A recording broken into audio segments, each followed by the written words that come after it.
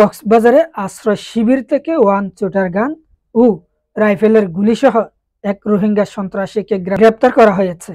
5 ফেব্রুয়ারি ভোরে এই অভিযান চালায় 14 এপিবিএন। অধিনায়ক অতিরিক্ত ডিআইজি মোহাম্মদ আরেফিন জুয়েল বিষয়টি নিশ্চিত করেছেন। এপিবিএন জানায়, গোপন সংবাদের ভিত্তিতে Rohingya camp 17 main block C sub block H 76 থেকে মৃত বাহাদুরের পুত্র আব্দুর রাজ্জাককে গ্রেপ্তার করা হয়। সে পুলিশ হেডকোয়ার্টারের তালিকাভুক্ত সন্ত্রাসী। তার বিরুদ্ধে একাধিক মামলা রয়েছে। তার কাছ থেকে একটি ওয়ান শুটার গান ও এক রাউন্ড রাইফেলের গুলি উদ্ধার করা হয়। গ্রেপ্তার হওয়া সন্ত্রাসীকে উকিয়া থানায় হস্তান্তর করা হয়েছে। এ সংক্রান্তে আইনগত ব্যবস্থা প্রক্রিয়াধীন রয়েছে।